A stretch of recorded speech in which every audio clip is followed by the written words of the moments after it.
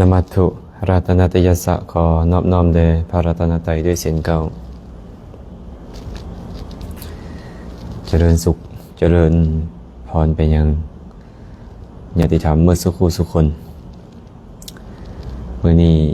ก็ยังพอมีเวลาเนาะจะได้มาร่วมกันสนทนาปราศัยธรรมะตามสมควรท่านใดที่เข้ามาแล้วก็ซอยคอมเมนต์มาให้เด้อว่าเสียงใส่ได้บ่สัญญาณใช้ได้บ่นะจะได้ปรับปรุงเนาะ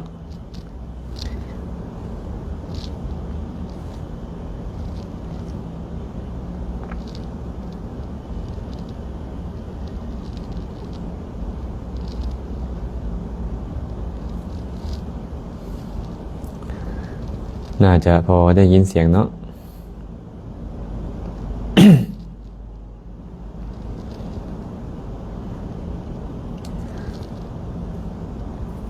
สัญญาณก็คงจะพอใช้ได้เนาะอย่าลืมเด้อท่านใดเข้ามาแล้วใส่คอมเมนต์เข้ามานำเด้อธีระจิตโตภิกขุเจริญดีตาไสยเสนน้อมกราบพระอาจารย์สาธุเจริญพรเด้ออนุโมทนาบุญนำเนาะผู้ใดเข้ามาแล้วมีคำถามก็สามารถคอมเมนต์เข้ามาได้เจริญพรแม่โนราคำจำปาญาติธรรมทางเมืองหนองบกขอให้มีความสุขความเจริญเด้อ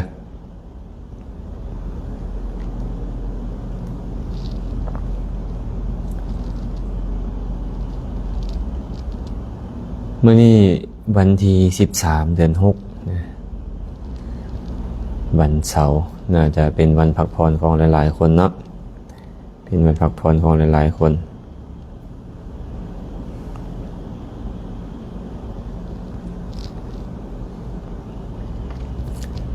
จันบุตรวงศ์กราบนมัสการพระอาจารย์เสียงชัดเจนดีเจริญพรสาธุอนุโมทนาบุญนำอย่าลืมด้วยท่านใดเข้ามาแล้วก็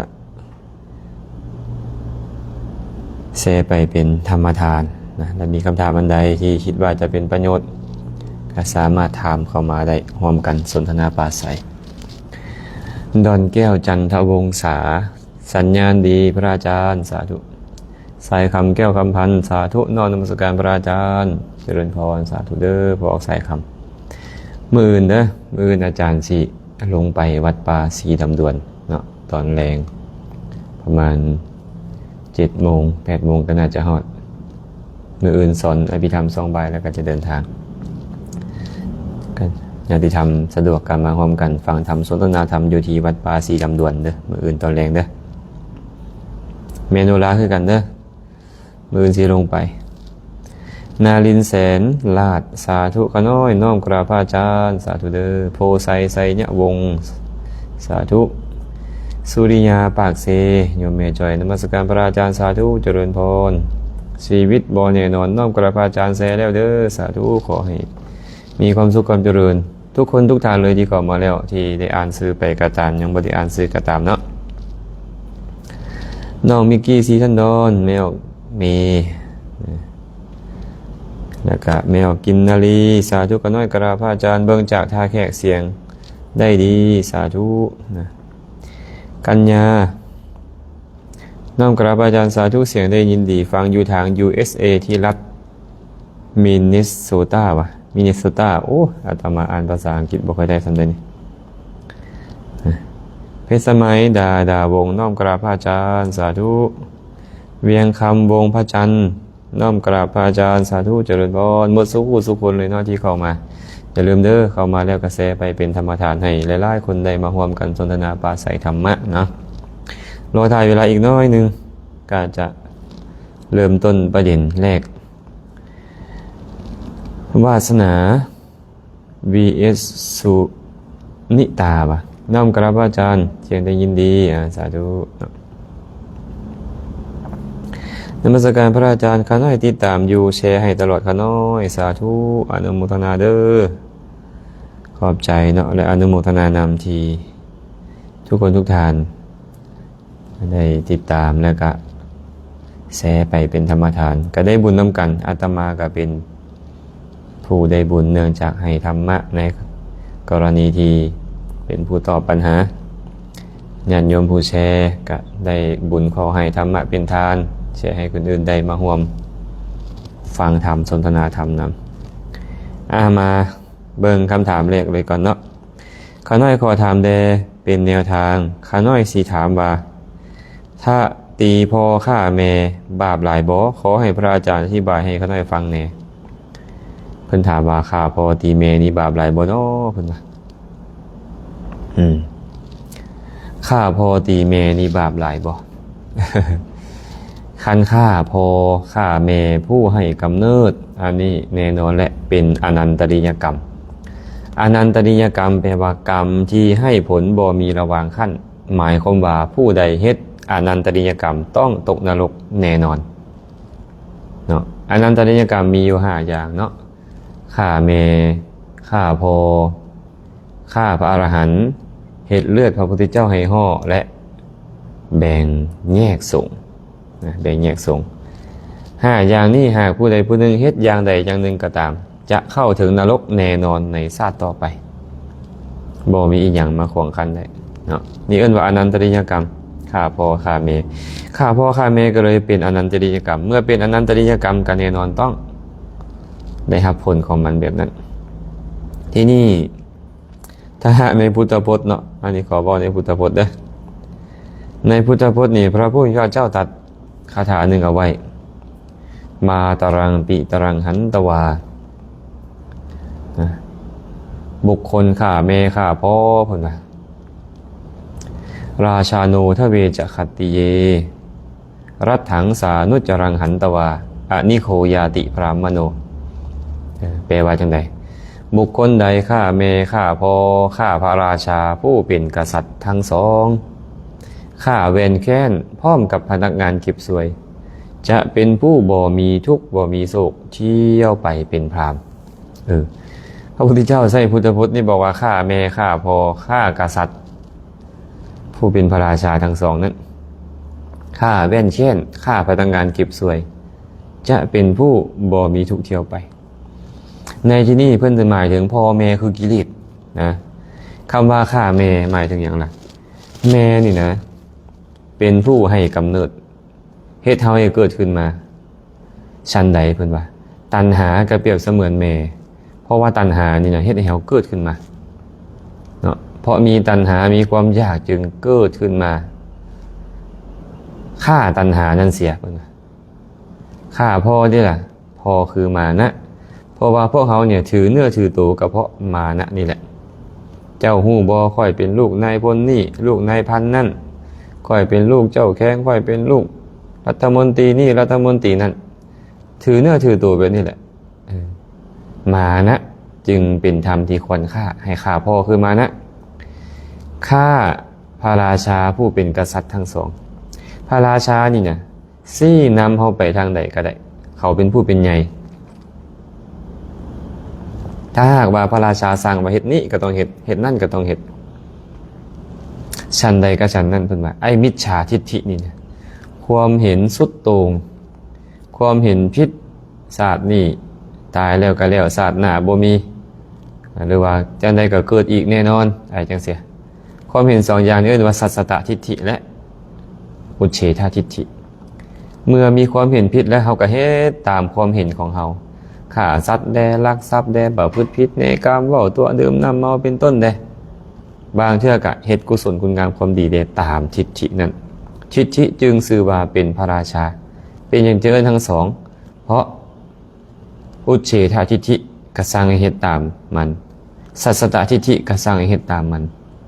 ความเห็นว่ายั่งยืนเอิ้นว่าสัสสตทิฏฐิความเห็นว่าขาดศูนย์ตายแล้วเอิ้นว่าอุเฉททิฏฐิเมื่อทิฏฐิ2อย่างนี้เกิดขึ้นมันก็เฮ็ดให้เฮาเฮ็ดตาม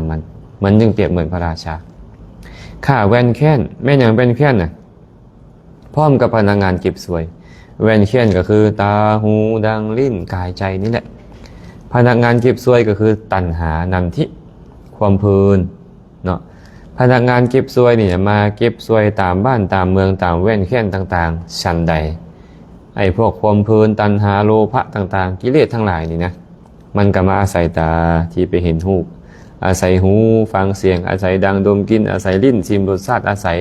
กายกระทบสัมผัสอาศัยใจรับรู้ธรรมารมณ์นั่นแหละเกิดขึ้นเป็นไปฉะนั้นพวกความเพลินพวกตัณหาทิฏฐิเป็นต้นนี้ให้ฆ่ามันคันฆ่ามันแล้วจะมีความสุขเชี่ยวไปเนาะผู้เฒ่าเพิ่นก็เลยมักบอกเป็นแบบนี้อยากกินข้าวให้ปลูกใส่พลานหินอยากมีศีลให้ข้าพอตีแม่อยากให้คนมาแวให้ข้าหมู่เดียวกันอยากมีสีสันให้นอนดินเกือกฝุ่นเป็นต้นเพิ่นบอกว่าอยากกินข้าวให้ปลูกใส่พลานหินนะปลูกใส่ได้ปลูกใส่พลานหินเนี่ยพลานหินในที่หมายถึงบาทของพระนั่นแหละอยากร่ำรวยอยากมีทรัพย์สมบัติในอนาคตก็ให้ปลูกบุญลงในบาทพระนี่อยากมีศีลให้ข้าพอตีแม่พ่อแม่คือตัณหามานะทิฏฐิพวกนี้แหละให้ฆ่ามันเด้อฆ่าพวกนี้แล้วจะมีศีลมีธรรมขึ้นขันพวกนี้ยังมีกำลังอยู่บ่สามารถมีศีลมีธรรมได้อันนี้ในพุทธพจน์เนาะแต่ผู้ถามเพิ่นถามมาว่าฆ่าพ่อตีแม่มีโทษหลายบ่ก็ตอบว่าคันว่าฆ่าพ่อตีแม่ในวูหารของพวกเขานี่ก็เป็นอนันตริยกรรมเป็นกรรมที่เที่ยงแท้ว่าจะต้องเข้าถึงนรกแน่นอนเนาะเจริญพรแม่แก่นจันทร์น้อมกราบพระอาจารย์เด้อก็น้อยแซเป็นธรรมทานเลยเด้อสาธุสาธุน้องมิกกี้สีทันดอนเจริญพรมุสุขสุคนเลยเด้อแม่ดำดวงสุขภูวงสาธุก็น้อยฟังธรรมพระอาจารย์อยู่ทางหินบูนชัดเจนดีก็น้อย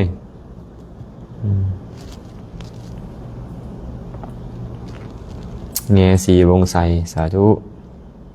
แม่น้อยวันคำกราบอาจารย์ติดตามตลอดสาธุสาธุดิงขันทวันขาน้อยน้อมกราบอาจารย์สาธุเด้อมีพระพิไลโอ้นายตำรวจได้นี่นะนายตำรวจหนองบกเนาะขอให้มีความสุขเด้อวงเดือนธรรมวงสาธุสาธุขาน้อยติดตามฟังธรรมพระอาจารย์ตลอดเสียงแจ้งดีอยู่เวินคำสาธุมาอีกคำถามหนึ่งนะมาอีกคำถามหนึ่งพระอาจารย์เขาได้ขอถามแต่เฮาสามารถอุทิศบุญให้ผู้ที่ล่วงลับไปแล้วและผู้ที่ยังมีชีวิตอยู่เขาจะได้รับบ่ถ้าได้รับแบบใดเขาหน่อยเพิ่นถามว่าอุทิศบุญให้ผู้ตายอุทิศบุญให้ผู้ยังเขาจะได้รับบ่หากได้รับแนวใดอันนี้นี่อาตมาเมื่อคืนก็รู้สึกว่าได้ตอบไปตอบคำถามเรื่องนี้เนาะและหลายๆมื้อก็ได้ตอบเวลาที่พวกเขาอุทิศส่วนกุศลให้ญาติกาวงศาของพวกเขานะก็ต้องเขาได้รับรู้และเขาร่วมอนุโมทนาเขาจึงจะได้รับและรับแบบใดล่ะถ้าหากพวกเปรตนี่นะเขาจะมีของบริโภคพร้อมอาหารบานเขาจะเกิดขึ้นสำหรับเขาอันนี้สำหรับพวกเปรตเนาะอาหารบานเขาก็จะเกิดขึ้นของอยู่ของกินก็จะเกิดขึ้นนะแต่ถ้าหากว่าเขาไปเกิดในนรกกำเนิดเดรัจฉานบ่ที่เขาบ่ฮู้เลยว่าเขาเฮ็ดบุญอุทิศให้อันนี้เขาก็บ่ได้แน่นอนว่าบ่ได้นะทีนี้หากเขาไปเกิดเป็นเทวดามวลเพลิดเพลินอยู่บ่ฮู้ว่าเขาเฮ็ดบุญอุทิศให้เขาก็บ่ได้คือเก่าแต่หากเขาเป็นเทวดาฮู้ว่าเขาเฮ็ดบุญอุทิศให้แล้วอนุโมทนาสาธุการนำเขาก็ได้บุญนำเฮาแต่บ่ได้กินพวกที่ได้กินก็คือพวกเปรตพวกที่ได้กินได้ใส่สอยคือพวกเปรตเนาะทีนี้เฮาอุทิศบุญให้คนเป็นบัดเนี่ยคนเป็นเนี่ยอุทิศให้เขาก็ต้องรับรู้หากเขาบ่รับรู้เขาก็บ่ได้อนุโมทนานำเฮาหากเขาไปบอกว่าค่อยอุทิศบุญให้เจ้าเด้อเจ้าอนุโมทนาบุญนำข่อยเด้อเขารับรู้เขาอนุโมทนาสาธุการเขาก็ได้บุญนำเฮาแต่บ่ได้กินพวกนี้เนาะอันนี้ตอบย่อๆเนื่องจากคิดว่าเคยตอบมาหลายรอบแล้วตัวนี้เนาะตอบมาหลายรอบ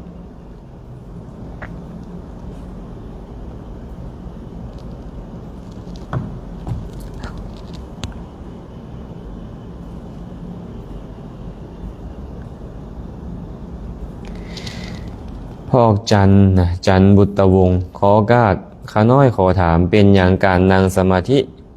หรืออานาปานสติอยู่กับลมหายใจจึงสามารถดับการเกิดหรือบ่สร้างภพต่อไปได้แท้บ่ขนาดการอยู่กับลมหายใจ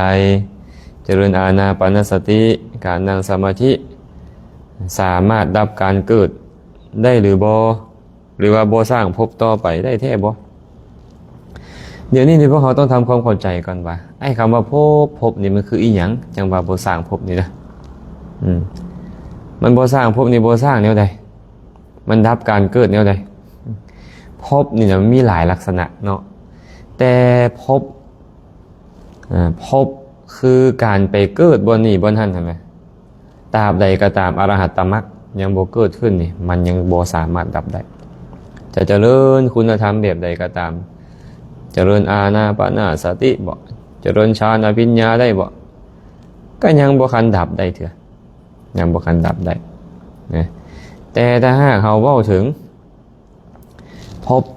คือกิเลสเนาะภพคือกิเลสพอกิเลสนี่เอิ้นว่าภพได้เด้แม้แต่กุศลก็เอิ้นว่าภพได้ในปฏิจจสมุปบาทนี่นะเพิ่นบอกว่าตัณหาเป็นปัจจัยแก่อุปาทานอุปาทานเป็นปัจจัยแก่ภพ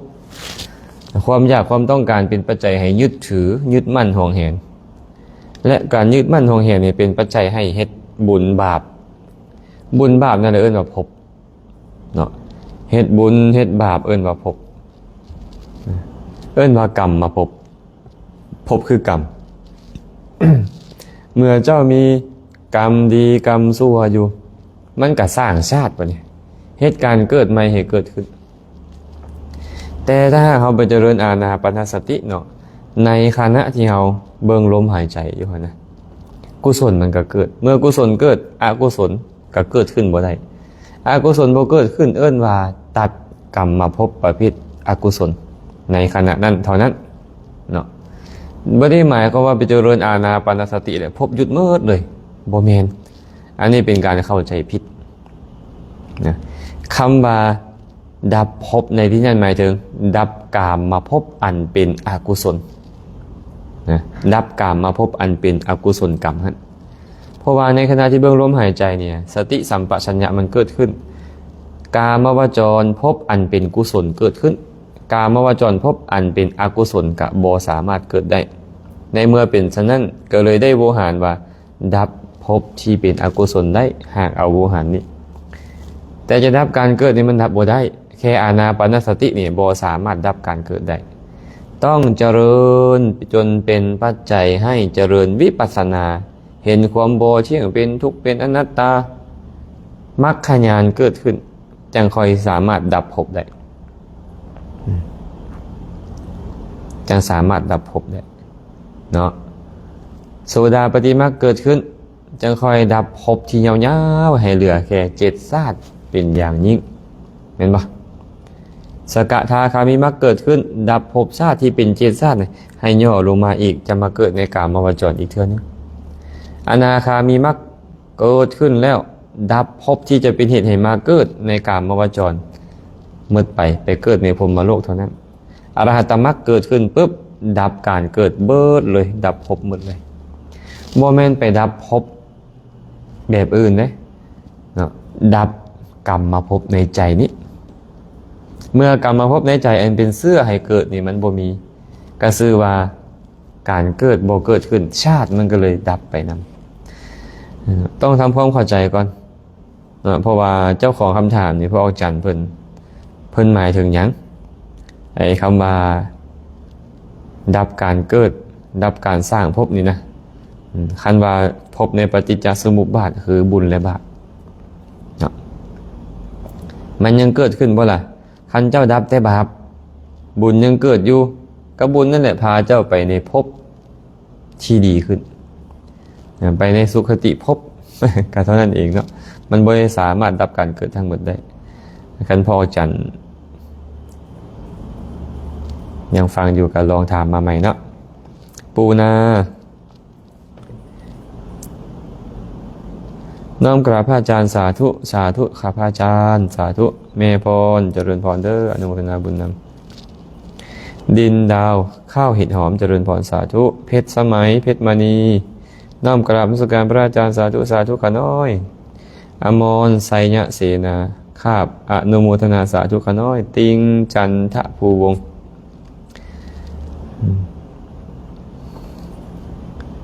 โยมแม่อมรเพิ่นบอกว่าสวรรค์เขตเสียงแจ้งอยู่ขะน้อยสาธุไสยสิทธิ์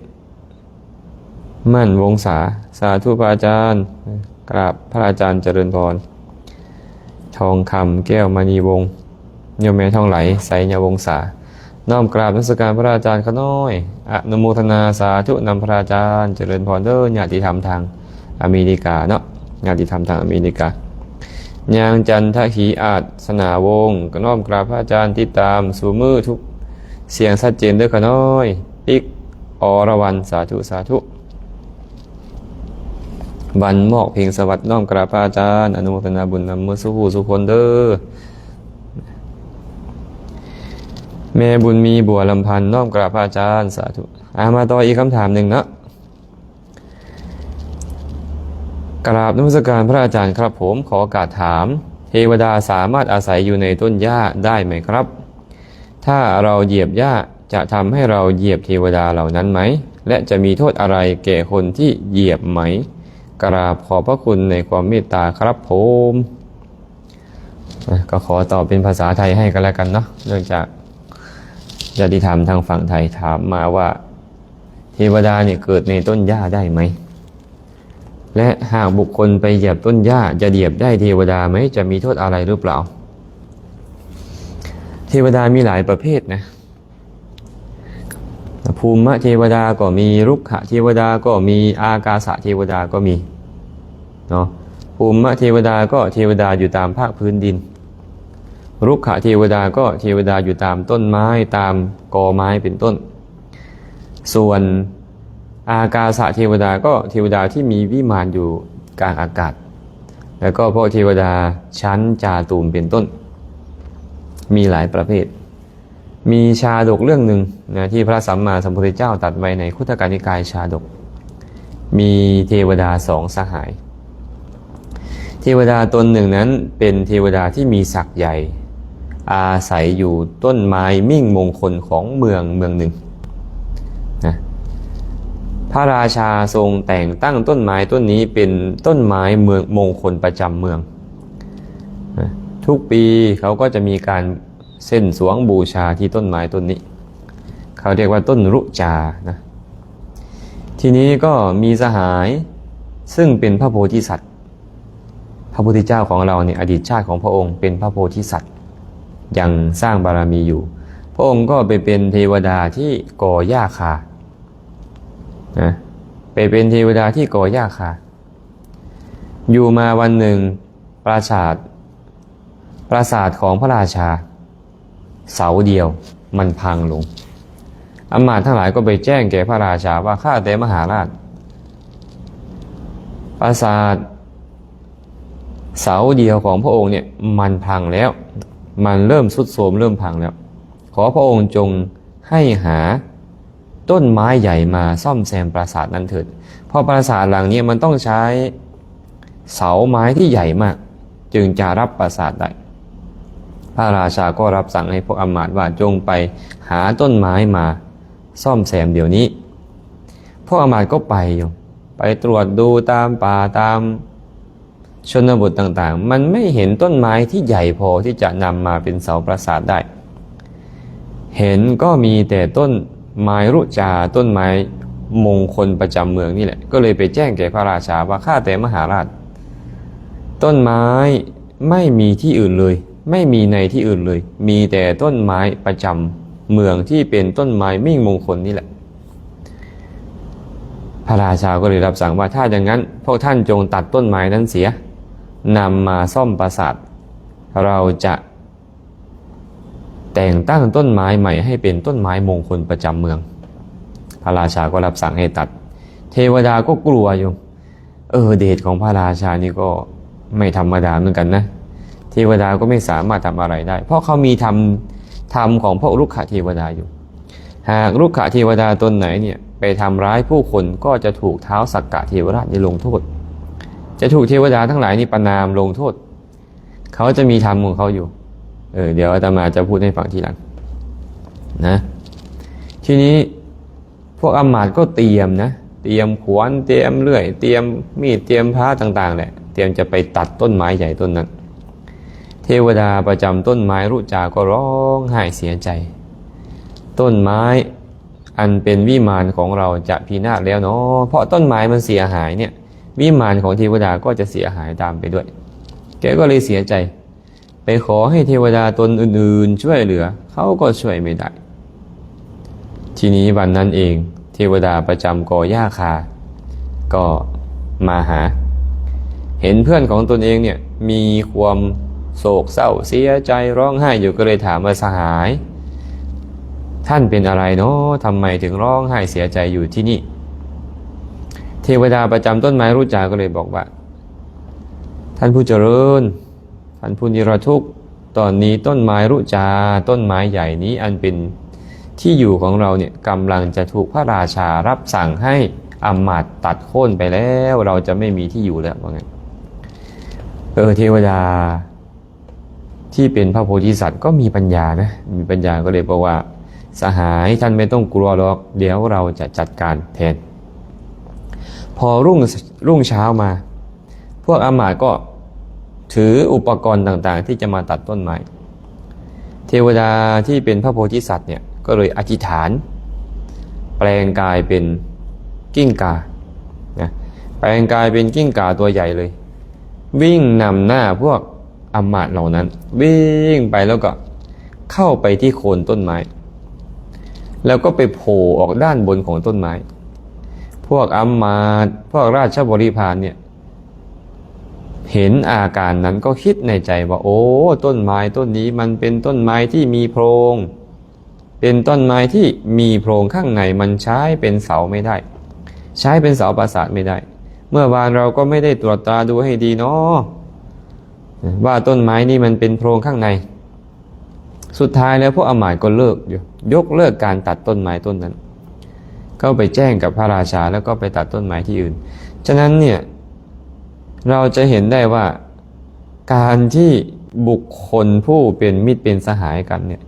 แม้จะเป็นเทวดาที่มียศใหญ่ก็ตามเทวดาที่มียศน้อยก็ตาม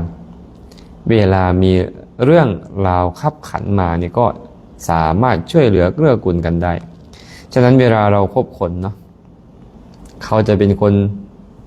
มีหน้ามีตาในสังคมเป็นคนร่ำคนรวยหรือคนยากจนก็ตามคบไว้เผื่อมีอันตรายขึ้นเขาก็จะช่วยเหลือเราได้เหมือนอย่างเรื่องนี้แหละเนาะอาตมากำลังจะยกมาพูดให้ฟังว่าเทวดาประจำกอหญ้าคามันมีอยู่ประจำต้นไม้มีอยู่หากต้นไม้ถูกโค่นกอหญ้าคาถูกโค่นวิมานของมันก็จะหายไปด้วยมันก็จะไม่มีที่อยู่นะมีเรื่องราวหนึ่งเกิดขึ้นในสมัยพุทธกาลมีภิกษุกลุ่มหนึ่งอยากจะสร้างกุฏิวิหารก็เลยพากันนำขวานเนี่ยไปตัดต้นไม้พอกำลังตัดต้นไม้อยู่โยมต้นไม้นั้นเป็นที่อยู่ของรุกขเทวดารุกขเทวดาตนหนึ่งก็เลยคิดในใจว่าธรรมดาแล้วภิกษุทั้งหลายเนี่ยเป็นผู้มีใจประกอบด้วยเมตตากรุณาเอาล่ะเราไปขอร้องท่านดีกว่าเทวดาก็ไปขอร้องท่านผู้เจริญท่านจะตัดต้นไม้ของข้าพเจ้าเลยท่านต้องการที่อยู่อยากสร้างที่อยู่ของตนก็อย่าทำลายที่อยู่ของข้าพเจ้าเลยว่างั้นพระก็ไม่สนใจโยมพระก็ตัดอยู่นั่นแหละเทวดามาขอก็ไม่ยอมนะทีนี้เทวดาตัวนั้นก็คิดต่อไปว่าพระน่าจะมีกรุณาเอาละเราจะนำลูกน้อยของเรามาวางไว้ตรงนี้ถ้าหากเรานำลูกน้อยของเรามาวางตรงนี้พระก็จะไม่กล้าตัดเทวดาตัวนั้นก็ไปนำลูกน้อยของแกมาวางลงตรงที่พระกำลังตัดอยู่นั่นแหละพระก็เงื้อขวานขึ้นโยมสับลงไปถูกแขนของเทวดาที่เป็นลูกน้อยของเทวดาตัวนั้นแกก็เลยโกรธเลยเทวดาตัวนั้นก็โกรธพอโกรธแล้วก็คิดว่าจะฆ่าพระรูปนี้ทิ้งเสียแกอยากจะฆ่าพระด้วยโยมแต่แกคิดขึ้นมาว่าถ้าหากเราฆ่าพระรูปนี้ก็จะเป็นไปเพื่อโทษเพื่อทุกข์แก่เราสิ้นกาลนานเอาละเราจะไปขอร้องอ้อนวอนต่อพระพุทธเจ้าว่าห้ามพระภิกษุตัดต้นไม้ดีกว่าแกก็ไปนะเข้าไปเฝ้าพระผู้มีพระภาคเจ้าไปกราบทูลเรื่องราวทั้งหมดให้ฟังว่ามีพระภิกษุมาตัดต้นไม้ที่เป็นที่อาศัยของตน ตนพยายามขอร้องและภิกษุก็ไม่ยอมเอาลูกน้อยไปวางเสียแล้วก็ยังไม่ยอมคิดว่าจะฆ่าภิกษุเสียแต่คิดไปคิดมาก็คิดได้ว่าถ้าหากฆ่าภิกษุผู้มีศีลอย่างนี้ตายไปก็จะตกนรกนานแสนนานเอาละมาแจ้งเรื่องราวแก่พระพุทธเจ้าดีกว่าพระผู้มีพระภาคเจ้าก็ตรัสว่าดีแล้วเทวดาเอ้ยดีแล้วที่เธอไม่ฆ่าภิกษุนั้นถ้าหากเธอฆ่าภิกษุนั้นแล้วก็ข้อนั้นจะเป็นไปเพื่อโทษเพื่อทุกข์แก่เธอสิ้นกาลนานเทวดาเอาเถิดต้นไม้ต้นนั้นยังไม่มีใครไปอาศัยอยู่เธอจงไปอาศัยอยู่ต้นไม้ต้นนั้นเถิด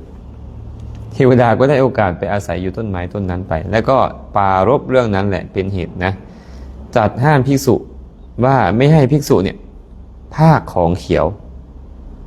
ภิกษุรูปใดภาคของเขียวเป็นอาบัติปาจิตตีภูตะคามะปาตพยตายะปาจิตติยังภิกษุใดภาคของเขียวนะภาคของเขียวก็คือต้นไม้ใบหญ้านั่นแหละที่มันยังติดอยู่กับพื้นดินเป็นต้นนั่นแหละเป็นอาบัติปาจิตตีฉะนั้นพระเนี่ยไปตัดหญ้าไม่ได้นะไปเด็ดดอกไม้เด็ดยอดหญ้าอะไรต่างๆเป็นอาบัติปาจิตตีทั้งหมดเลยนะเป็นอาบัติปาจิตตีอันนี้พูดให้ฟังก่อนว่าเทวดาเขาสามารถทำร้ายเราได้ที่มีผู้ถามมาเมื่อกี้นี้ว่าจะมีโทษอะไรไหมหากเจตนาไม่ดีมันก็มีโทษเนาะแต่ถามว่าถ้าหากว่าเทวดาตัวนั้นไม่ชอบใจขึ้นมาสามารถทำร้ายเราได้ไหมก็ต้องตอบว่าสามารถทำร้ายได้แต่เทวดาตัวนั้นก็จะถูกประณามถูกลงโทษถ้าหากไปทำร้ายในบางคนเนาะเวลามันจนตรอกมาเขาเรียกว่าหมาจนตรอกเนี่ยมันก็กัดได้หมดทุกคนใช่ไหมอันนี้ก็เหมือนกันแหละเวลามันโกรธจัดขึ้นมาเนี่ยมันอาจจะลืมนึกถึงรุกขธรรมก็ได้อาจจะลืมนึกถึงธรรมของรุกขเทวดาอาจจะฆ่าผู้ไปตัดก็ได้อันนี้มีนะบางทีก็ทำเป็นฝนฟ้าคะนองบ้างทำเป็นกิ่งไม้หักหรือต้นไม้โค่นทับคนตายบ้างอย่างเงี้ยเพราะเขาไม่ชอบใจเนาะเพราะเขาไม่ชอบใจเพราะฉะนั้นเนาะก็ตอบให้อย่างนี้เนาะทัศนีบัวอะไรเนี่ยบัวนุวงศ์เหรอน้อมกราบพระอาจารย์เจ้าค่ะกราบสาธุเจริญพรแดงแก้วบัณฑิตน้อมกราบพระอาจารย์เขาน้อยฟังอยู่ไสยบุรีเสียงแจ้งดีสาธุนาทีธรรมทางไสยบุรีเนาะตาดำภูวงศรีเสียงคือคอยลงอาจารย์โอ้แมนบอกเสียงคอยว่ะขออภัยด้วยกันเสียงคอยเด้อเสียงคอยแท้บ่ได้ยินบ่ล่ะการเสียงคอยแท้ก็ต้องขออภัย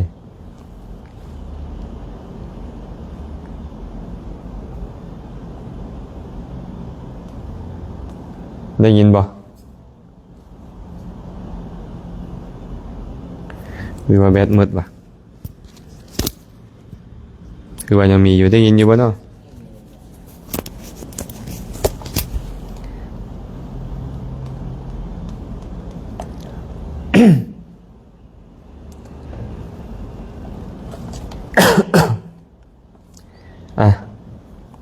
ก็ขออภัยเด้อหากเสียงคอยลง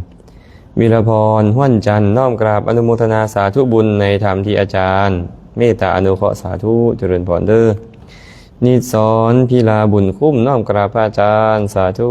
น่าจะวัดนักเนาะจอนนี่ศรีระวงศากราบสการพระอนุขน้อยขอถามเนหากเฮาเอาดอกไม้และขันหมากเบ่งลงวัดจะได้อานิสงส์อย่างอาจารย์เอาลงเห็นยังล่ะเอาดอกไม้เอาขันหมากเบ่งเอาลงเห็นยัง ถ้าหากว่าเอาไปเพื่อบูชาคุณของพระพุทธเจ้าพระธรรมพระสงฆ์มันก็เป็นอานิสงส์นั่นแหละเนาะ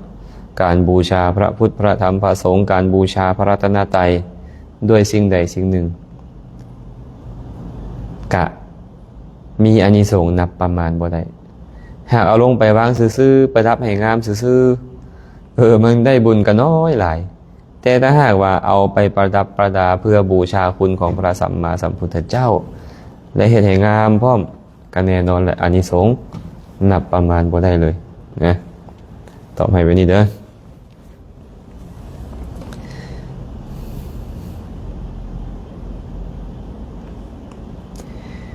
คำไรวันเอเล็กโทนธงมังหนึ่งข้าน้อยถามแดมีผู้หนึ่งไปบวชอยู่วัดแล้วเมียไปทรงเข่าทุกมื้อแล้วสันผู้เดียวอยู่กุฏเพิ่นมีแต่ศีล8หรือศีล15จึงลงสันรวมเพื่อใส่บาตรนี่บาปหลายบ่หรือบวชแล้วจะได้บุญบ่อ๋อ บวชแล้วมีแต่ว่าเมียเอาอาหารไปถวายแล้วสันอยู่ห้องผู้เดียวมาสันน้ำมูตั้งแต่ศีล8แสนศีล15บาปหลายบ่ดีได้บุญบ่บุญบาปนี่นะมันอยู่ที่เจตนาเนาะ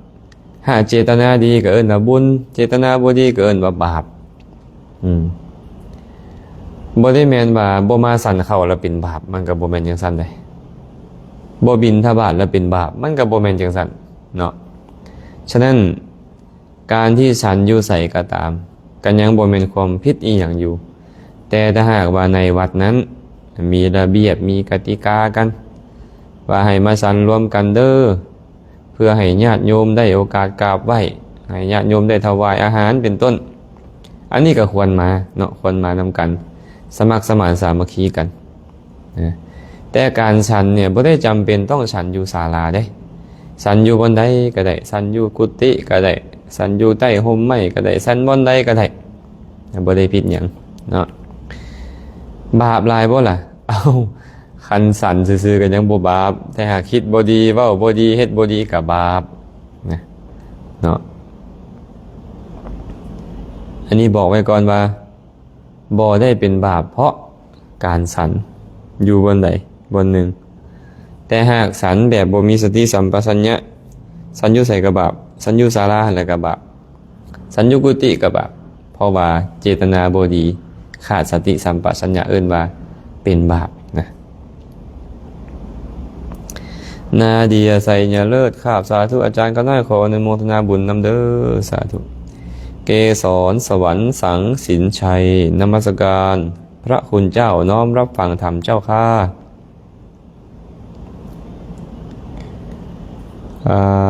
วาสนา vs สุนิตา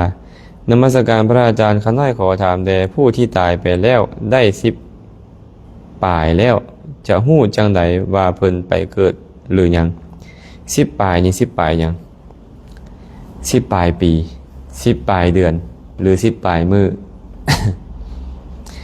ญาติโยมเดี๋ยวนี้นี่ความคิดของคนพวกเฮาโดยปกตินี่เฮาเข้าใจว่าการตายของคนนี่มันจะไปยุดอยู่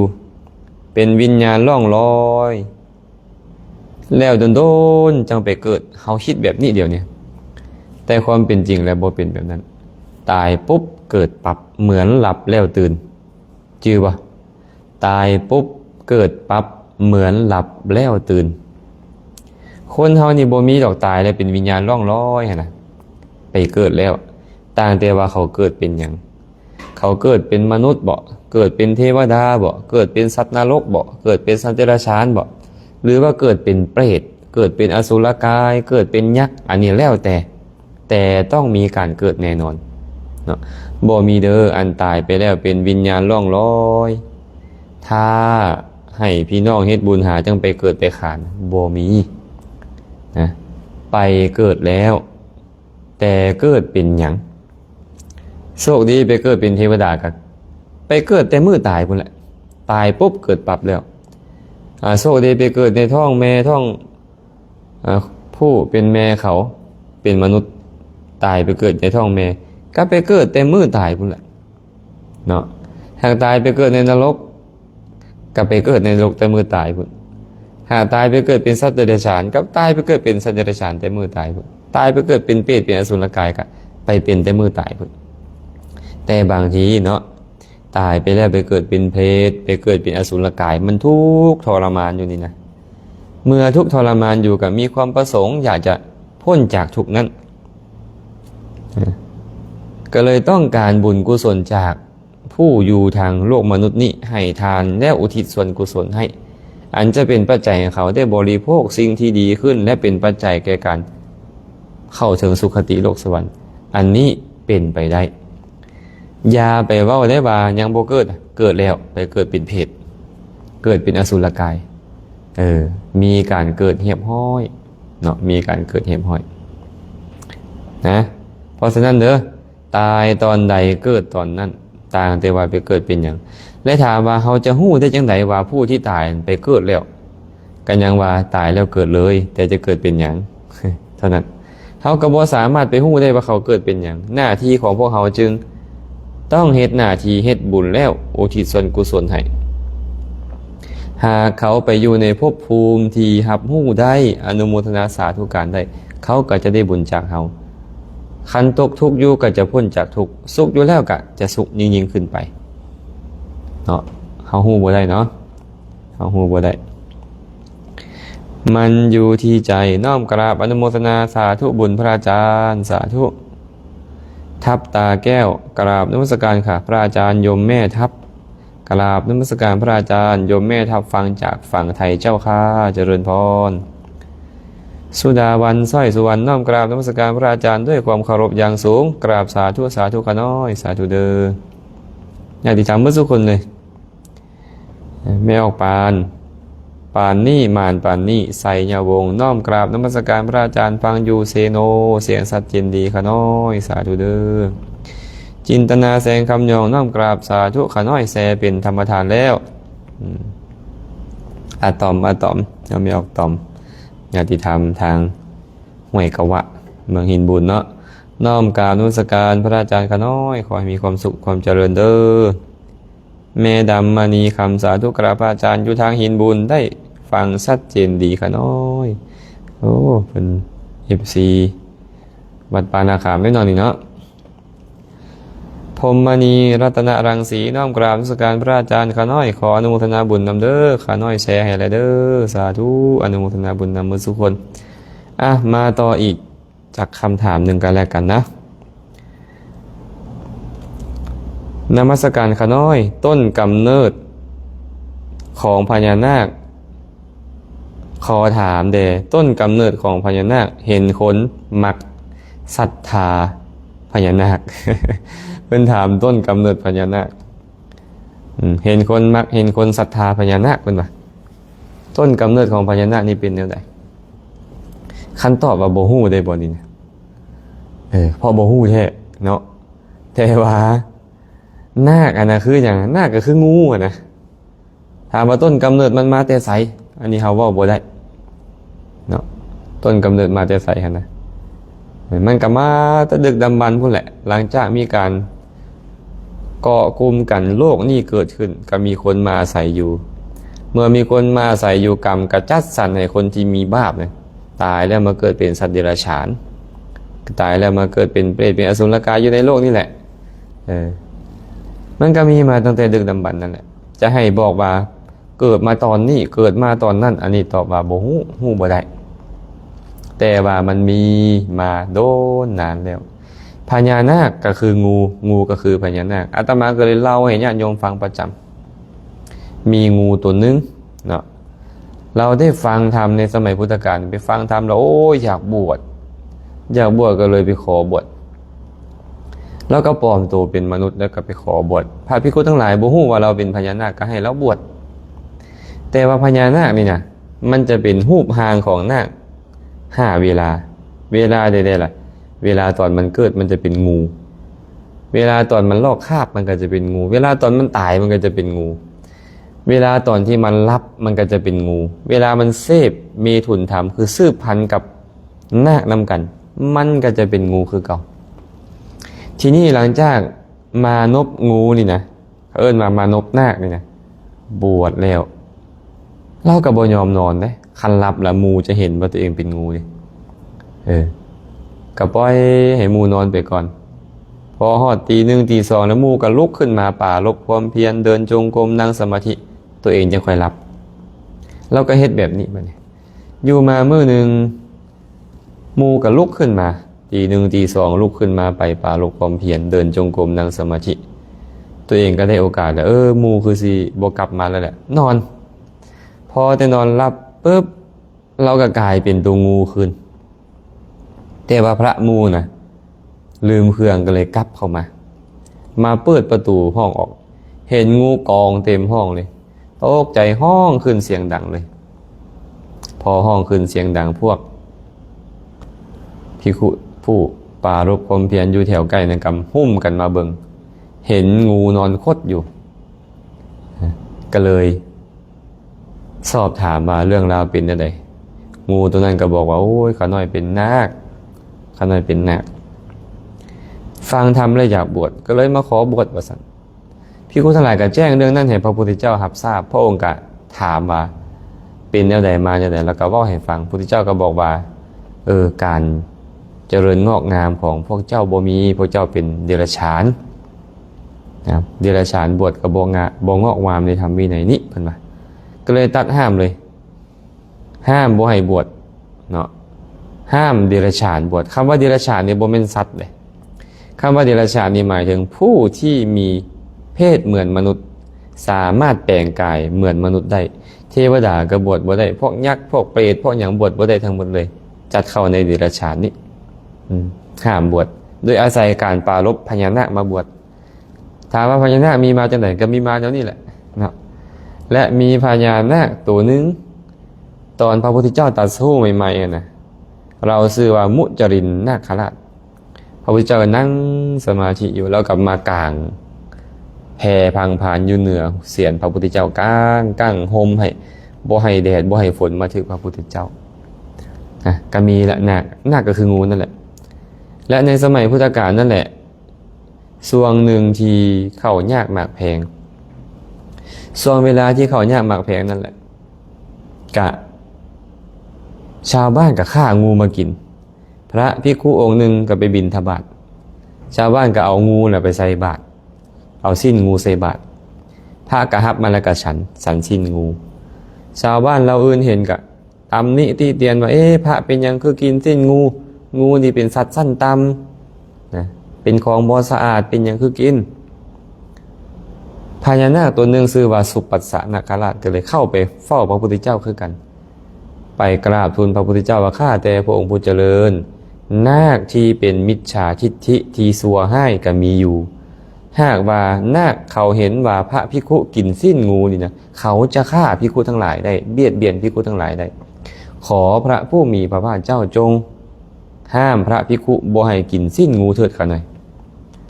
พระพุทธเจ้าก็ตรัสรับสั่งให้ประชุมสงฆ์สอบถามเรื่องราวทั้งหมดและก็ห้ามภิกขุบ่ควรสั่นสิ้นงูองค์ใดสั่นเป็นอาบัติทุกกฎนะสั่นงูก็เลยคือนาคก็คืองูถามว่าพญานาคมีมาแต่ก็มีแล้วนี่แหละนาคที่มีฤทธิ์ก็มีนาคที่มีฤทธิ์นาคที่มีเดชแปลงกายเป็นคนได้มีอำนาจวาสนายิ่งกว่าคนก็มีแต่เขาเป็นเพียงสัตว์เดรัจฉานเนาะแต่บ่ได้หมายความว่าเขาจะบ่ประเสริฐกว่าคนเลยแม้แต่พระพุทธเจ้าของเขานี่นะเพิ่นก็เคยเสวยชาติเป็นนาคตอนเพิ่นเป็นนาคเพิ่นก็เจริญบารมีของเพิ่นสร้างสมบารมีของเพิ่นแบบนาคนั่นแหละอันนี้ตอบให้ไปนี่เด้อคันตอบบ่ตรงใจผู้อยากฟังก็ต้องขออภัยนำเด้อขออภัยนำ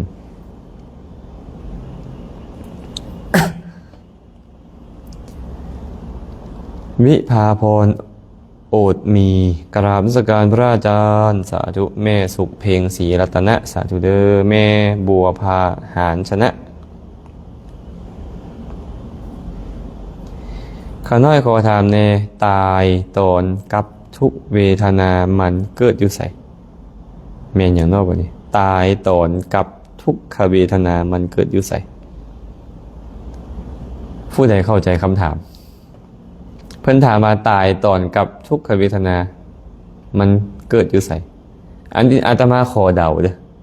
อาตมาบ่เข้าใจชัดเจนในคำถามแต่ขอเดาและสิตอบแบบเดานี่แหละ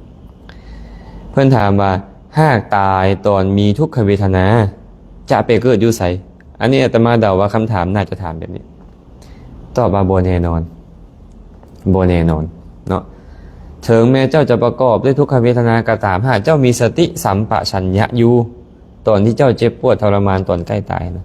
หากเจ้ามีสติสัมปชัญญะอยู่ใส่ใจได้ดีตายไปแล้วเจ้าก็ไปเกิดในสุคติโลกสวรรค์ได้ไปเกิดเป็นมนุษย์ได้เนาะแต่ถ้าหากว่าทุกขเวทนามันบีบคั้นเจ้าจิตใจเจ้าเสียหาย มีความโกรธเคืองความบ่พอใจความเจ็บปวดทรมานและเฮ็ดให้ใจมันเสียหายตายก็ไปอบายทุกขติวินิบัตินรกกันแบบนั้นมันบ่อยู่ที่เจ็บปวดหรือบ่ตอนตายมันอยู่ที่ว่าเจ้าใส่ใจได้ดีหรือบ่ดีตอนตายนั่นเนาะพระพุทธเจ้าก็เลยบอกว่าจิตเตสังกิริเถทุกขติปาติกังขาเมื่อจิตใจมันเศร้าหมองบ่ผ่องใสทุกขติเป็นอันบังได้ตรงกันข้ามนี่ล่ะจิตเตอสังกิริเถสุขติปาติกังขาเมื่อใจเจ้าหั่นน่ะมันผ่องใสสะอาดบริสุทธิ์เนาะมันบ่ขุ่นมัวด้วยกิเลสสุขติก็เป็นอันบังได้คือกันเนาะ ต่อไปแบบนี้เด้อ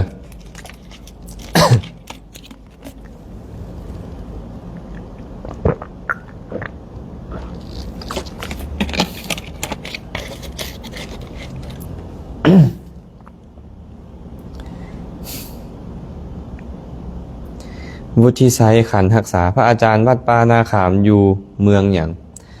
วัดปานาขามบ้านนาแถเมืองไซธานีนครหลวงเวียงจันทน์นะ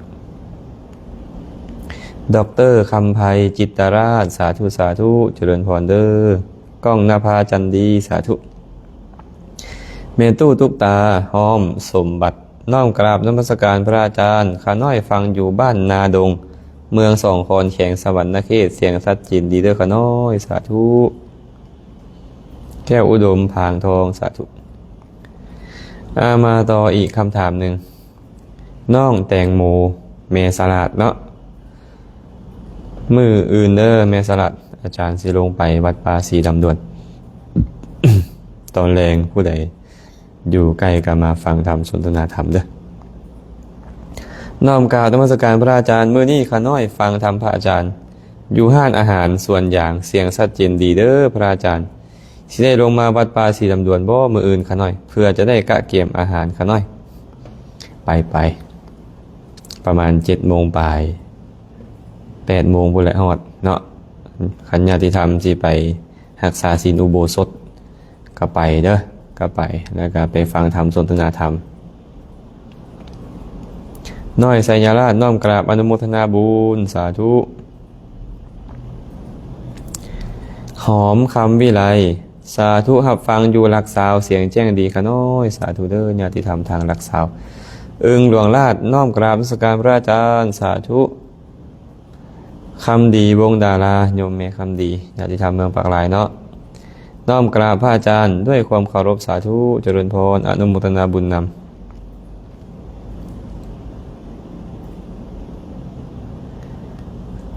นาเดียไสยเลิศขาบสาธุพระอาจารย์ข้าน้อยขอโอกาสถาม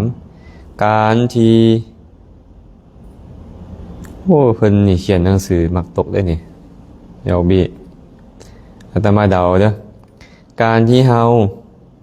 มักหมากมั่นหมากมอนหมากขามป้อมไว้ดื่มพิษศีลบ่ข้าน้อยสาธุสวยอนุเคราะห์ให้แด่สาธุพวกเฮานี่สิบ่ได้ไปเรียนประถมใหม่บ่พวกเฮานี่ เขียนหนังสือบ่ค่อยตกกันเนาะหรือว่าเป็นทางฟ้าวเขียนบ่บางทีก็ฟ้าวเขียนเนาะฟ้าวเขียนมันอาจจะตกมักหมากไม่ไว้บริโภคผิดศีลบ่คันเฮาบ่ได้มีเจตนามักให้มันเป็นน้ำเมาบ่เป็นหยัง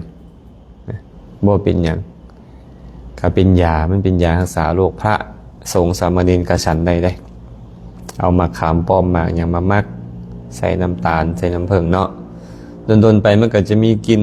มีรสชาติคล้ายๆเหล้าแต่ว่ามันบ่เมาอันนี้บ่เป็นอาบัติพระนะ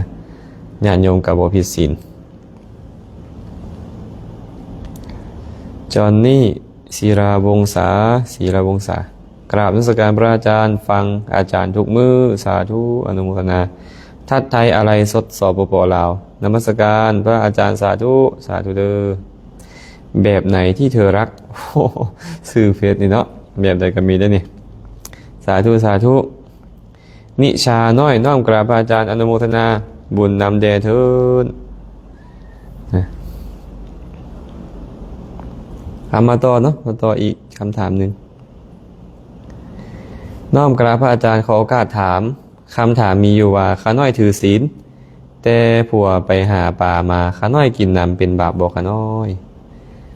เพิ่นถามว่าเป็นบาปบ่ข้าน้อยถือศีลอยู่แต่ผัวไปหาปลามากินน้ำผัวนี่สิบาปบ่ก็ตอบว่าถ้าหากเขาบ่ได้ยินดีในการที่เขาไปฆ่าหากเขาบ่ได้สั่งเขาฆ่าเขาฆ่ามาเรียบร้อยเขาเฮ็ดแต่งอยู่ครัวกินมาให้เฮากินบาปบ่คันเฮากินมันก็บ่บาปเจตนาตัวนั้นบ่ได้แม่นเจตนาที่บ่ดีเนาะแต่หากเฮายินดีในการฆ่าของเขาเฮาก็จะบาปเพราะการยินดีในการฆ่านั้นเป็นบาปเด้แม้แต่พระพุทธเจ้าเนาะเคยเกิดเป็นลูกของชาวประมงเห็นชาวบ้านเขาฆ่าป่าเพิ่นก็ดีใจพอใจนำเวลาอกุศลข้อนั้นส่งผลก็เป็นเหตุให้เพิ่นเนี่ยต้องประสบทุกข์ได้เจ็บปวดทุกข์ทรมานแม้เป็นพระพุทธเจ้าแล้วก็ยังได้รับโทษของมันอยู่เนาะ ทิศประเสริฐพันธมาลาสาธุข้าน้อยน้อมกราบนมัสการพระอาจารย์สาธุเสือคู่คาบดาบน้อมกราบนมัสการพระอาจารย์ข้าน้อยขออนุโมทนาบุญนำเด้อสาธุอนุโมทนาบุญนำบุญสุขผลคือกันสีสมุทรแก้วอรุณไซญาติธรรมทางอัตตปือเนาะเมืองหยังเกาะเมืองสนามไซป่ะสามัคคีไซเนาะสาธุข้าน้อยขอน้อมนมัสการพระอาจารย์สาธุเด้อศรีสุพรรณอินทวงศาน้อมกราบนมัสการพระอาจารย์ข้าน้อยแซเป็นธรรมทานแล้วเด้อฟังอยู่บ้านซอกนครไกรสอนโอ้บ้านซอกพุ่นเลยเนาะเทวันที่อาจารย์ไปพักส่งปีใหม่แม่นบ่ที่พากันยางจากลิขิตดงไปแล้วพักส่งปีใหม่ไอ้แก้วบุญเฮืองข้าน้อยขอฟังธรรมพระทีคนไปเอาแก่นไม้แน่พระอาจารย์เป็นอย่างน้อเนี่ยข้าน้อยขอฟังธรรมพระทีคนไปเอาแก่นไม้แน่พระอาจารย์อาจารย์บ่เข้าใจเด้อว่าเพิ่นถามถึงเรื่องหยังเพิ่นบอกถึงเรื่องหยังเนาะคันก็ถามเข้ามาใหม่เด้อสวีวันสาธุอนุโมทนาบุญนำเด้อข้าน้อยสาธุคำแพงสาธุสาธุกำลังหักฟังเด้อข้าน้อยนาเดียใส่ยาเลิศข้าน้อยรักษาศีลอุโบสถอยู่บ้านข้าน้อยเจริญพรดีแล้วรักษาอยู่ใส่ก็ดีขอให้รักษากันแล้วกันเนาะไม้ทองพรหมจันทร์เมย์ไม้ทองกราบนมัสการพระอาจารย์ข้าน้อยขอถามเดคือว่าคนเฮายังบ่ตายแต่เพิ่นควรไปเกิดแล้วว่าซั่นเกิดนำลูกผู้นั้นผู้นี้เป็นไปได้บ่ข้าน้อยอันนี้เป็นโมฆะ เป็นโมฆะวาทะเป็นไปบ่ได้ดอกเนาะคนบ่ตายจะเกิดได้จังได๋ บ่มีดอกมีแต่พวกเฮาคิดเองคิดตามสติปัญญาของพวกเฮาที่มีนี่แหละว่าพี่ควรไปเกิดอยู่บ่นี่พี่ควรไปเกิดอยู่บ่นั่นอันนั้นเป็นคนความเชื่อที่เป็นตื่นข่าวเป็นเรื่องว่ามงคลตื่นข่าวความจริงแล้วผู้ยังบ่ตายบ่มีโอกาสเกิดเนาะต้องตายแล้วจังค่อยเกิดก่อนตายบ่มี เกิดก่อนตายบ่มีเด้อเป็นเพียงความเชื่อของกลุ่มคนบางกลุ่มคนเท่านั้นบ่มีมูลความจริงเด้อพิมพรสนะวงศรีสาธุฟังแจ่มแจ้งดีข้าน้อยอนุโมทนาบุญด้วยสาธุแม่แก้วมณีพรอุดมไซศรีประเสริฐสาธุข้าน้อยมักฟังธรรมดีกว่าฟังเพลง เพิ่นก็เว้าดีด้วยเนาะมักฟังธรรมเพิ่นว่าฟังธรรมดีกว่าฟังเพลง บัวพันธ์น้อมกราบสาธุเจริญพรเพชรสดาวงศ์แสงเพชรภูวงศ์น้อมกราบอนุโมทนาบุญนำเด้อข้าน้อยสาธุเจริญพรเด้อมาต่ออีกคำถามหนึ่งเนาะ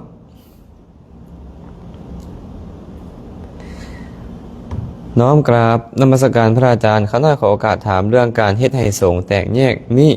โยมสามารถเฮ็ดได้บ่พระอาจารย์เกี่ยวกับเรื่องกรรมนักขอพระอาจารย์ช่วยให้ความกระจ่างแจ้งได้ข้าน้อยคงจะหมายถึงเรื่องสังฆเพศเนาะสังฆเพศนี่นะโยมบ่สามารถเฮ็ดได้ ภิกขุนีบ่สามารถเฮ็ดได้สิกขามานาสามเณรสามเณรีบ่สามารถเฮ็ดสังฆเพศได้เนาะเทิงจะไปเว้าไปยั่วให้ครูบาอาจารย์แตกแยกกันก็บ่เอิ้นว่าสังฆเพศสังฆเพศนี่นะต้องเป็นพระภิกขุเฮ็ดให้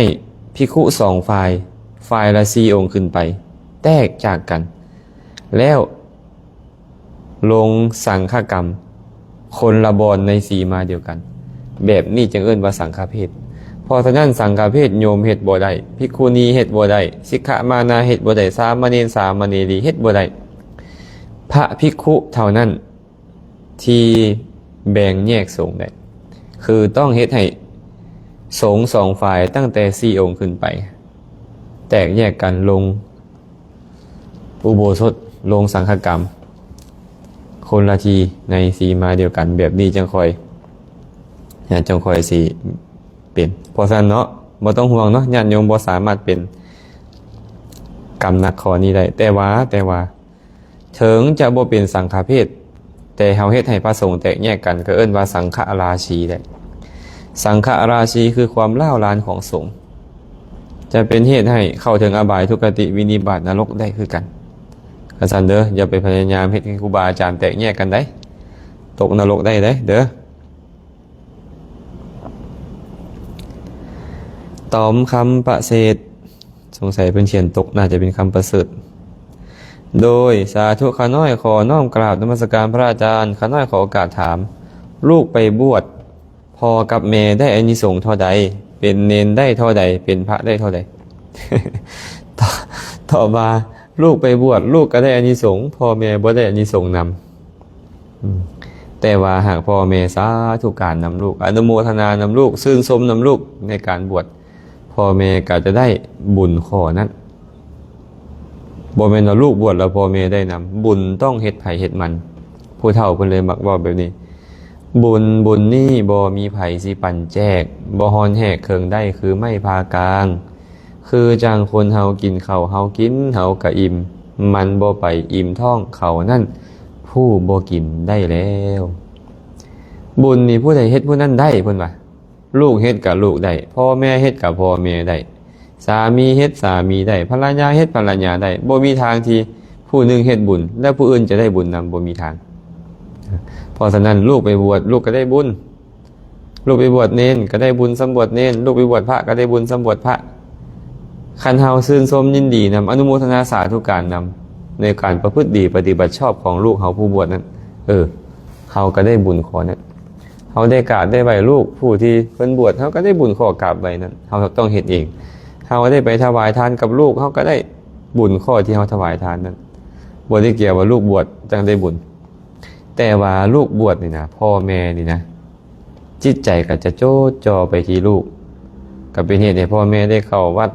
ได้อยู่ใกล้สมณพราหมณ์ได้มีโอกาสฟังธรรมได้มีโอกาสถวายทานได้รักษาศีลอุโบสถเป็นต้นพ่อแม่ก็จะได้ประโยชน์แบบนั้นแต่บ่ได้แม่นว่าลูกบวชพ่อแม่ได้บุญบ่แม่นเนาะอันนี้ตอบให้ไปนี้เด้อ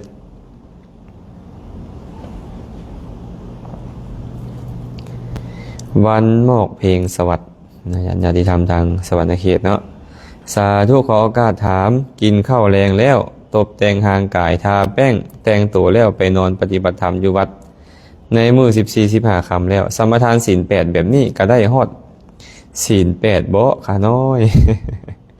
กินข้าวแรงเรียบร้อยแต่งหน้าทาปากเรียบร้อยค่ำมาแล้วก็ไปอธิษฐานองค์อุโบสถศีลอยู่วัดมื้อ14-15 ค่ำถามว่าศีล8ครบบ่คันสมทานศีล8มันก็ได้ศีล8สมทานศีล5มันก็ได้ศีล5แต่หลังจากสมทานแล้วหั่นนะต้องเฮ็ดหยังต้องบ่มีการแต่งตัวต้องบ่มีการเข้าแรงกินข้าวแรงอีกบ่มีเนาะบ่มีการแต่งหน้าทาเล็บบ่มีการกินอีกข้าวแรงหั่นนะคันแบบนั้นแล้วมันได้องค์อุโบสถ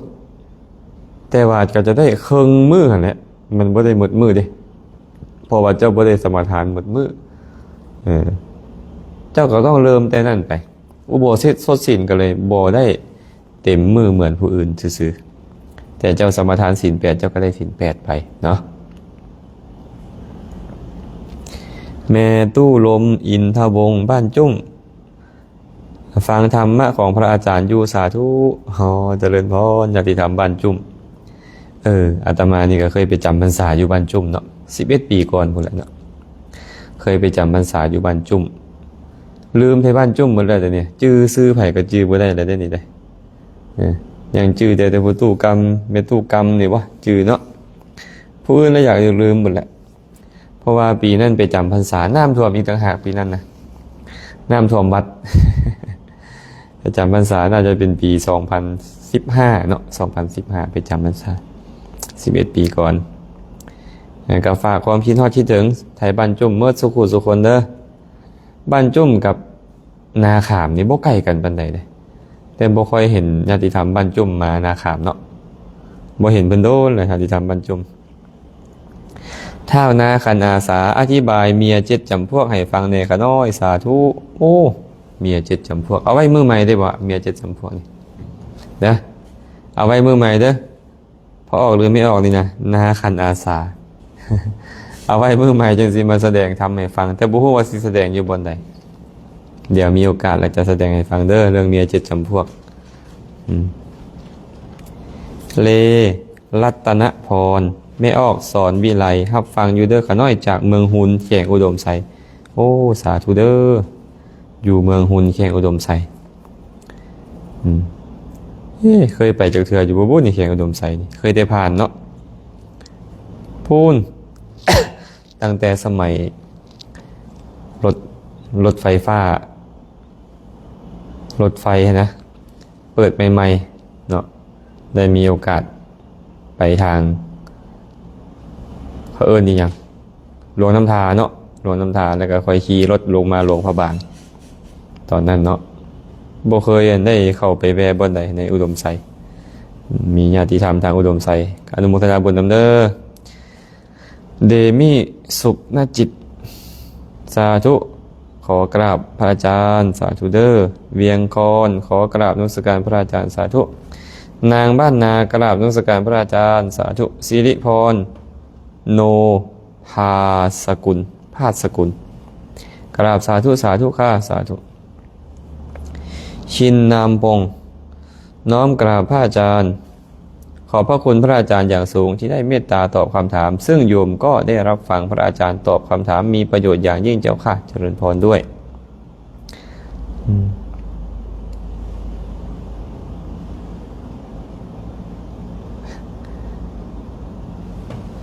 มัมบุญท่าวงน้อมกราบนมัสการพระอาจารย์ข้าน้อยขอโอกาสถามไม่ออกผูกแขนให้พระสงฆ์ได้บ่ข้าน้อย โอ้ยถามแนวตอบยากแท้บัดนี้ไม่ออกผูกแขนให้พระสงฆ์ได้บ่ถามว่าไม่ออกผิดหยังบ่ก็ตอบว่าไม่ออกบ่ผิดหยังไปผูกแขนให้พระสงฆ์นะแต่ว่าพระสงฆ์นี่นะบ่ควรให้ไม่ออกไปผูกให้นะบ่ควรให้ไม่ออกไปผูกให้ย้อนหยังล่ะเพราะว่าพระสงฆ์องค์ข้าเจ้านี่นะบ่ควรมีการประดับตกแต่งด้วยสิ่งใดๆบ่ว่าจะเป็นเพชรนิลจินดาบ่ว่าจะเป็นสร้อยแหวนต่างๆเนาะบ่ควรมีการเฮ็ดเป็นนั้นแม้แต่เอาลูกทุบแทนมาห้อยคอห้อยแขนเพื่อประดับตกแต่งให้ดูดีก็บ่ได้พระสงฆ์ข้าเจ้าเนาะแห่งการมัดแขนคอต่อแขนนี่แห่งบ่แม่นเรื่องราวของพระสงฆ์องค์ข้าเจ้าเลยพระสงฆ์องค์ข้าเจ้าเป็นผู้คอต่อแขนให้ญาติโยมก็บ่ได้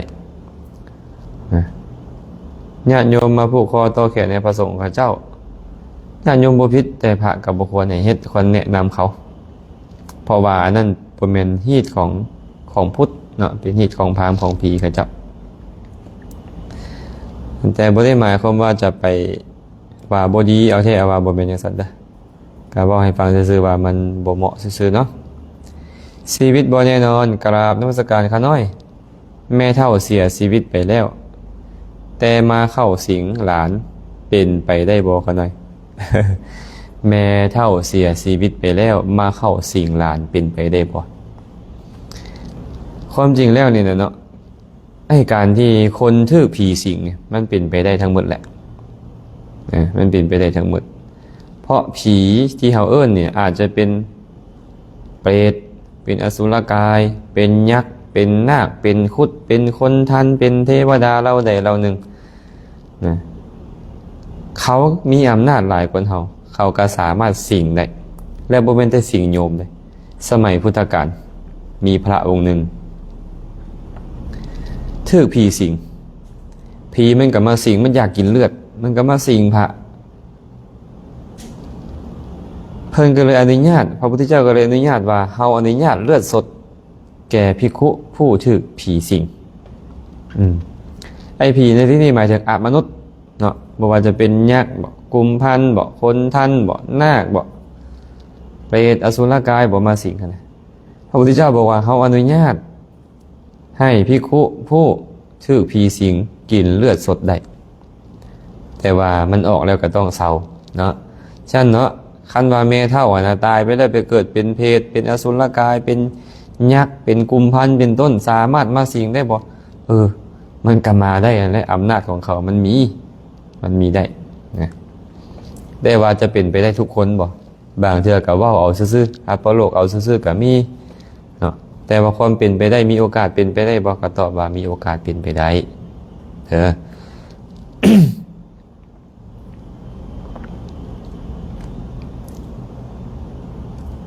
แม่บัวพาหารชนะ โดยขาน้อยแชร์เป็นธรรมทานและเด้อขาน้อยอยู่บ้านเหล่านาดเมืองจำพรสาธุแก้วเสาแก้ววันเกิดสวดมนต์อิติปิโส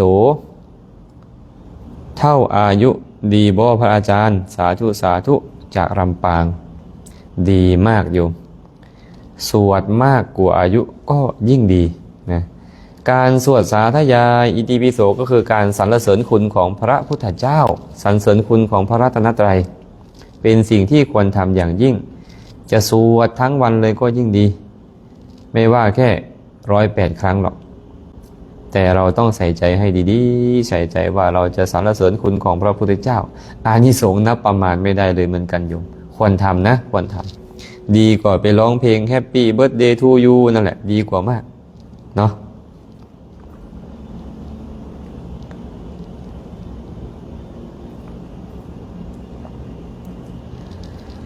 ส้มสีบุญเรืองสาธุน้อมกราบนมัสการพระอาจารย์ฟังธรรมพระอาจารย์แจ้งดีโมทนาสาธุขาน้อยอยู่บริคำใสวะโอ้ยขออภัยอยู่บริรัมย์น่าจะเป็นบุรีรัมย์เนาะจังหวัดบุรีรัมย์ของไทยเป็นบ่สาธุเด้ออนุโมทนาบุญนำทองใบสีวิไลโอ้แม่ใหญ่ทองใบกำลังฟังอยู่ขาน้อยสาธุสุดธิดาสีพรมมาญาติธรรมทางอัตตปือบนเลยนี่เนาะสามัคคีไซเลยเนาะสามัคคีไซอนุโมทนาบุญนำเด้อลูกศิษย์อาจารย์พรสวรรค์กองมณีจันทร์ดาวน้อมกราบนมัสการเจ้าค่ะโอ้ญาติธรรมทางต่างประเทศสาธุนาเดียไซญาเลิศโดยสาธุเจริญพรเด้อ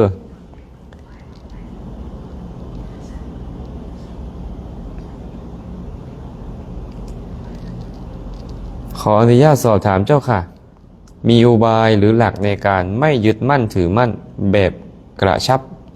ที่สามารถปล่อยวางได้ง่ายควรทำอย่างไรเจ้าคะ อันนี้ตอบยากเนาะมันไม่มีอะไรง่ายนะโยมนะถ้าง่ายเนี่ยโอ้พระพุทธเจ้าคงไม่สั่งสมบารมีมานานขนาดนี้นะมันยากหมดแหละมันยากเพราะอะไรเพราะกิเลสเรามันมากมันยึดมั่นมากจะมาสละง่ายๆมันสละไม่ได้นะมันก็ต้องฝึกแหละฝึกสละความยึดมั่นถือมั่นทำไมล่ะเราถึงยึดมั่นถือมั่นทีเนี้ยเพราะว่าเราเห็นว่าเป็นเราเห็นว่าเป็นของเราเห็นว่าเป็นตัวเป็นตนเมื่อเราเห็นอย่างนี้มันก็ยึดสิมันเห็นแต่ส่วนดีเห็นแต่ส่วนที่มีสาระมันก็ยึดแต่ถ้าเราเห็นมันเป็นของไร้สาระขึ้นมามันก็จะไม่ยึดทำยังไงก็ได้เห็นว่ามันเป็นของไร้สาระนะโยมก็ลองไปทำเอากันแล้วกันโยมทำอย่างไรก็ได้ให้มันเห็นทุกสิ่งไร้สาระมันจะไม่ยึดกับสิ่งเหล่านั้นแต่เดี๋ยวนี้เราเห็นเป็นสาระไปหมดอันนี้ก็เป็นสาระอันนั้นก็เป็นสาระมันก็เลยยึด เป็นเราเป็นของเราไปหมดอ่ะมันก็ยึดนั่นแหละเนาะเจริญปัญญาโยมพิจารณาอนิจจสัญญาเรื่อยๆเห็นทุกสิ่งทุกอย่างว่ามันเปลี่ยนแปลงอยู่เสมอมันไม่อยู่กับที่มันไม่คงทนถาวรมันเกิดขึ้นแล้วตั้งอยู่ดับไปทั้งหมดไม่มีอะไรเป็นของเราถ้าเห็นอย่างนี้มันก็คลายเองของมันแหละเนาะ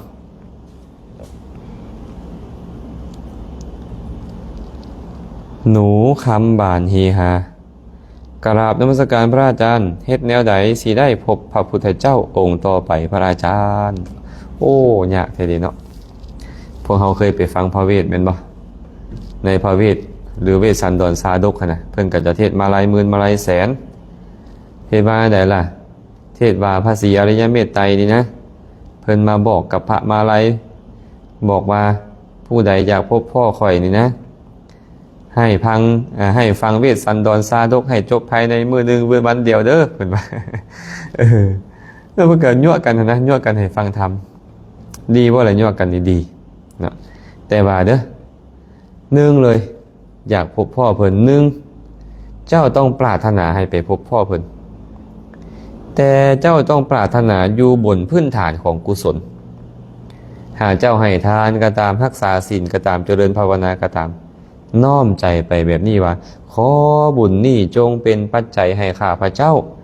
ได้เกิดในสมัยที่พระสัมมาสัมพุทธเจ้าองค์ต่อไปคือพระเมตไตรนี้ด้วยเถิดขอให้ข้าพเจ้าได้เข้าไปนั่งใกล้ได้ฟังธรรมได้บรรลุธรรมในสำนักของเพิ่นด้วยเถิดเฮ็ดบุญแต่ละเทื่อเจ้าปรารถนาแบบนี้เฮ็ดบุญแต่ละเทื่อเจ้าปรารถนาแบบนี้จนกว่าเจ้าจะตายไปชาติต่อไปก็ให้เจ้าจื้อได้เจ้าก็ต้องมาปรารถนาอีกเฮ็ดบุญแล้วปรารถนามันจังไปคันใจเฮาน้อมไปมันจังสิไปได้เด้อสุภัตตาสุคูมาญาติธรรมทางญี่ปุ่นบ่นี่เนาะนมัสการพระอาจารย์สาธุขอให้มีความสุขความเจริญเด้อทางญี่ปุ่นบัวพันธ์จำปารุณอาตมาอ่านไม่เคยออกนะภาษาอังกฤษเนี่ยกราบนมัสการเจ้าค่ะจากกรุงเทพเจ้าค่ะน้อมถามว่าเบญจศีลคืออะไรคะขอความเมตตาเบญจศีลคืออะไรเบญจนะมาจากคำว่าปัญจมันแปลว่าห้าเนาะศีลห้านั่นแหละเรียกว่าเบญจศีลหรือปัญจศีลห้าข้อคืออะไรบ้างเจตนางดเว้นจากการฆ่าสัตว์เจตนางดเว้นจากการลักทรัพย์เจตนางดเว้นจากการประพฤติผิดในกามเจตนางดเว้นจากการพูดคำพูดไม่จริงและเจตนางดเว้นจากการดื่มน้ำเมาคือสุราและเมรัยอันเป็นที่ตั้งแห่งความประมาทนี้เรียกว่าเบญจศีลนะเรียกว่าเบญจศีลแดงพุทธญาติธรรมทางพูนบ้านปุงเหนือเมืองหินบุญเนาะโดยน้อมกราบนมัสการพระอาจารย์สาธุเด้อชินนามพงศ์ขอบพระคุณค่ะบางสิ่งบางอย่างถอยออกมาจากสิ่งที่ยึดใช่การแก้ไขปัญหาได้อย่างแท้จริงเปล่าเจ้าคะต้องลองดูก่อนว่ามันแก้ได้จริงไหมต้องลองนะลองไปนานๆด้วย เนาะมันไม่ใช่การแค่เดินถอยออกมานะมันคือการต้องเข้าใจถ้าหากไม่เข้าใจมันก็ถอนไม่ได้เข้าใจมันจึงถอนได้เข้าใจความจริงของมันนั่นแหละว่ามันไม่เที่ยงเป็นทุกข์เป็นอนัตตามันไม่ใช่ตัวตนบุคคลเราเขามันไม่ใช่เราไม่ใช่ของเรามันต้องเข้าใจแบบนั้นจริงๆมันจึงจะถอนได้ถึงคุณจะไปอยู่ไหนก็ตามคุณไม่ยึดตัวนี้มันก็จะยึดตัวใหม่ไปเรื่อยๆแหละถ้าหากเราไม่เข้าใจความจริงของธรรมชาตินะนางบุญมีพรหมราชขอกราบพระอาจารย์จากบ้านนาพอกโอ้พี่น้องนาพอกเมืองไซธานีตัวนี้เนาะแตนบุญเหยียมน้อมกราบพระอาจารย์ด้วยความเคารพขอน้อยขออนุโมทนาบุญนำเด้อสาธุสาธุมาอีกคำถามสุดท้ายเนาะถามสุดท้ายขอโอกาสท่านพระอาจารย์เจ้าค่ะสอบถามค่ะอย่างไรจึงชื่อว่าเป็นบุคคลที่เชื่อเรื่องกรรมและผลของกรรมจริง และบุคคลเช่นไรจึงชื่อว่าเป็นบุคคลผู้เห็นภัยในวัฏฏะจริงๆเป็นคำถามที่ดีมากเลยคำถามนี้นะอย่างไรจึงชื่อว่าเชื่อกรรมเชื่อผลของกรรม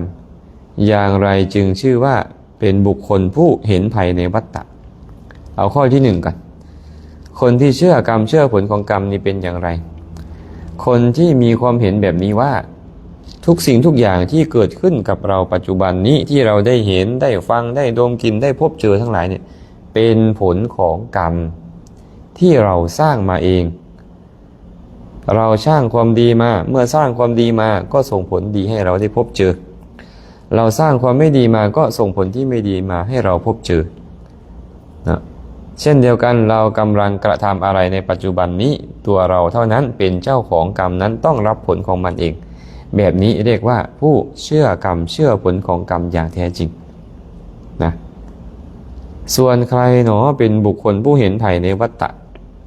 เราก็ต้องไปทำความเข้าใจไอ้คำว่าวัฏฏะมันคืออะไรวัฏฏะมันคืออะไรหากเราเข้าใจวัฏฏะเราก็จะเห็นว่าใครเป็นผู้เห็นภัยในวัฏฏะวัฏฏะคืออะไรวัฏฏะแปลว่าเวียนวน เวียนวนยังไงเวียนวนไปสู่การเกิดการแก่การเจ็บการตายความพัดพรากจากของรักหวงแหนความพบเจอสิ่งที่ไม่น่าพอใจความผิดหวังช้ำชอก